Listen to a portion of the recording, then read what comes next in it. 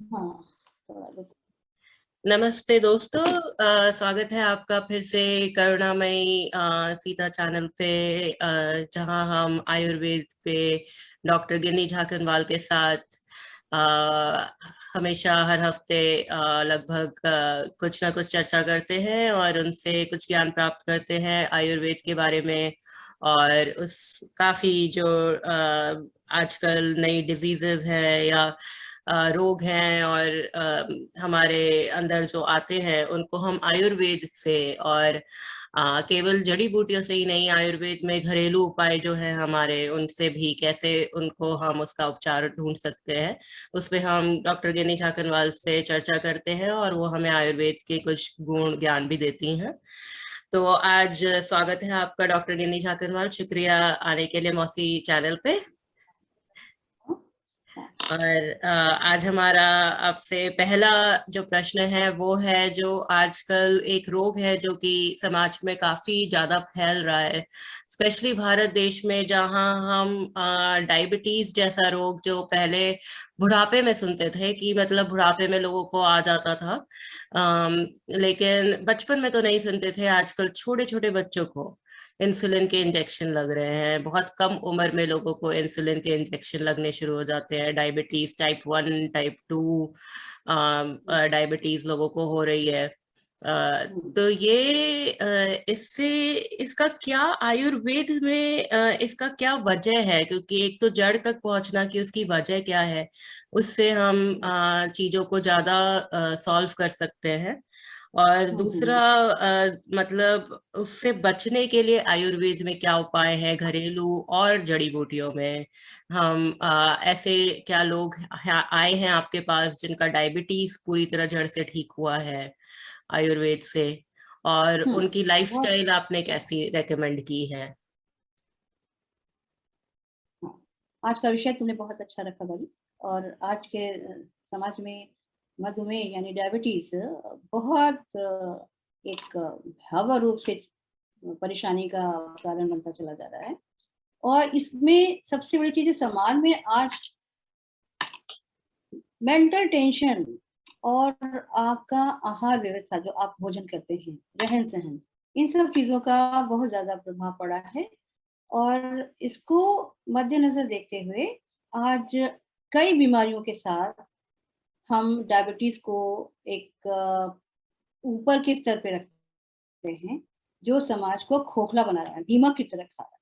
जैसे दीमक सामान को खाता है, उसी तरह डायबिटीज हमारे शरीर को खाता चला जा रहा है और समाज को भी बर्बाद कर रहा है, क्योंकि हम कमजोर बन रहे हैं। मतलब डायबिटीज होता क्या है? हमारे आयुर्वेद में डायबिटीज को प्रमेह रोग के अंतर्गत रखा गया है। प्रमेह रोग होता है आयुर्वेद में, और तुम्हें बताया है, वात पित्त कफ और सप्त धातुओं का जो सम्मिश्रण है हमारा शरीर, इन दोनों का एक कॉम्बिनेशन है। वात पित्त कफ एंड रस रक्त मांस मेद अस्थि मज्जा शुक्र। तो सप्त धातुओं का और तीनों दोषों का समन्वय होता है। तो उसमें अगर बैलेंस गड़बड़ाता है और मधुर रस का, यानी कि हमारे शरीर में जो प्रवाह है, हम्म, हम रक्तगत जो प्रवाह है वो मधु का ज्यादा बढ़ जाता है, यानी कि शर्करा का ये प्रवाह, इसको हम कहते हैं डायबिटीज मेलिटस, एलोपैथ की भाषा में कहते हैं, और मधु में कहते हैं आयुर्वेद की भाषा में। इसको ओजो में भी कहते हैं, ओजो में ना। तो ये प्रमेह के अंतर्गत आता है। प्रमेह दोष हमारा, जैसे प्रमेह को कहते हैं शरीर से किसी भी प्रकार से मूत्र के द्वारा, मेह, मेह माने निकलना, मेह माने प्रसारित होना, ठीक है। तो किसी भी मूत्र मार्ग से किसी भी तरह का क्षरण होता हो, निकल स्राव होता हो, तो वो प्रमेह कहलाता है। उसमें प्रमेह 20 प्रकार के बताए गए हैं हमारे आयुर्वेद: कफज, वातज और पित्तज। कफज प्रमेह 10 प्रकार के होते हैं, पित्तज प्रमेह 6 प्रकार के होते हैं और वातज प्रमेह 4 प्रकार के होते हैं। मधुमेह वातज प्रमेह के अंतर्गत आता है, यानी कि डायबिटीज को वातज प्रमेह के अंतर्गत रखा गया है, जहां वायु की बहुत वृद्धि हो जाती है और कफ दोष की प्रधानता। डायबिटीज यानी प्रवाह, मेलिटस माने मधु, मधु का प्रभाव जब शरीर से शुरू हो जाता है, प्रारंभ हो जाता है, तो उसको मधुमेह कहते हैं। इसमें हमारे 4 धातुएं इन्वॉल्व होती हैं सबसे ज्यादा। वो है रस, रक्त और शुक्र, मांस और शुक्र। ठीक है, ये 4 धातुएं दूषित हो जाती हैं मधुमेह में। जैसे सप्त धातु है ना, रस, रक्त, मांस, मेद, अस्थि, मज्जा। रस तो होता ही है, रस तो बेसिक है, लेकिन सबसे ज्यादा अगर दूषित होता है तो वह है रस, रक्त और शुक्र धातु। मांस, मांस तो होता ही है, मांस के शुक्र धातु, ये ज्यादातर उसके ऊपर प्रभाव पड़ता है। मधुमेह के कारण जो अभी होने वाले जो रोग हैं, जिसमें डायबिटीज अगर कंट्रोल में रहती है, अगर नियंत्रित रखते हैं आप, तो वर्षों तक आपको उसके कुप्रभावों का सामना नहीं करना पड़ता है।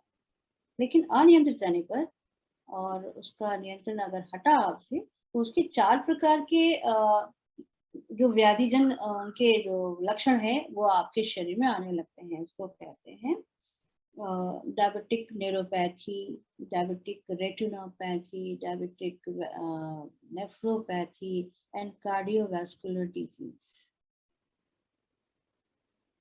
यानी अगर हम मधुमेह को अपने दिनचर्या से, अपने रहन सहन से, खान पान से और अपने तनाव रहित जीवन को रखते हुए, अगर मद्देनजर रखते हुए हम इसको ठीक रख सकते हैं। लेकिन अगर हमने इसको जरा भी गड़बड़ किया और इसको पाला, इसको कहते हैं आस्तीन का सांप है, मधुमेह आस्तीन का सांप है। वो आपने इसको जरा भी ध्यान नहीं दिया तो वो आपको डस देगा, किसी ना किसी रूप में आपके साथ वो हानि कर देगा। ठीक है ना।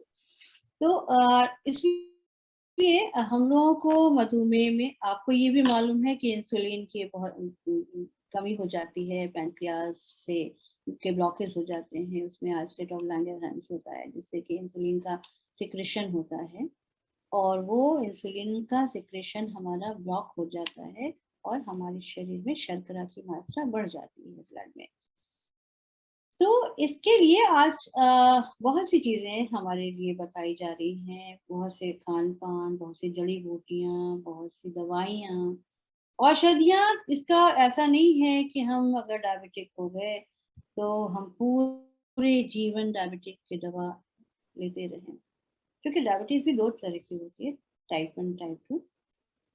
एक तो आनुवंशिक होती है। तो अगर वैसे और मधुमेह में, डायबिटीज में यदि हम औषधि लेंगे तो आवश्यक भी होगा।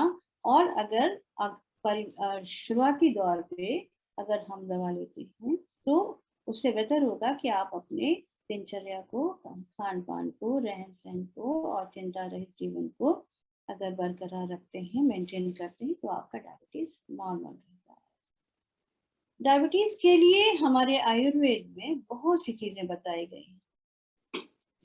आप तो जानते हैं डायबिटीज के बारे में इतना आवश्यक नहीं है कि हम उसके पूरे लक्षणों को बताएं या उसकी चीजों को बताएं, बहुत कॉमन बीमारी होती है। ये ओज, डायबिटीज क्या होता है, इसको ओज में भी कहते हैं। ओज में माने नहीं प्रसरित होना। तो ओजो, ओज का जो हमारे शरीर में ओज है, रस, रक्त, मांस, मेद, अस्थि, मज्जा, शुक्र के बाद जो सार भाग है वो कहलाता है ओज। ओज ही हमारा बल है, शरीर का बल ओज होता है। ओज का क्षय होने लगता है, और जब ओज का क्षय होने लगता है तो हमारे डायबिटिक पेशेंट की शारीरिक क्षमता में कमी आ जाती है, बल की कमी आ जाती है और हर प्रकार के रोगों का भी प्रॉब्लम शुरू हो जाता है। तो 2 चीजें हैं, डायबिटिक पेशेंट को अपने आहार से अपने शुगर को नियंत्रित रखना चाहिए और अपने मानसिक स्तर को भी संतुलित रखते हुए और पीसफुल लाइफ लीड करते हुए भी हम अपने हार्मोन लेवल को संतुलित रख सकते हैं। ठीक है, तो इसमें करना क्या होता है? आयुर्वेद में तो बहुत सी औषधियां बताई गई हैं।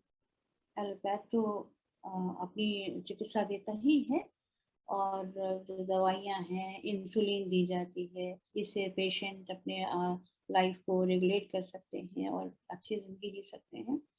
डायबिटीज इंसुलिन तो बढ़ एलोपैथी हुआ, राइट? हाँ, इंसुलिन एलोपैथी हुआ, इंसुलिन से आप मेंटेन करते हैं। लेकिन आयुर्वेद क्या? आयुर्वेद में हमारा शोधन बहुत बड़ा महत्व रखता है। ये है क्या? ये अवरोध है, ये शरीर में स्रोतों का अवरोध है। यहाँ हमारे पैनक्रियाज में ब्लॉकेज आता है, अवरोध होता है। अवरोध का को दूर करना ये पंचकर्म चिकित्सा की बहुत बड़ी विशेषता है। तो पंचकर्म चिकित्सा इंसुलिन का सिक्रेशन स्टार्ट कर देता है। सही ढंग से किया हुआ ट्रीटमेंट आपको इंसुलिन डिपेंडेंट पेशेंट, एडिडियम पेशेंट को भी वो इंसुलिन बंद कराता है और उसकी मधुमेह की जो मात्रा है रक्त में उसको संतुलित करता है। ठीक है,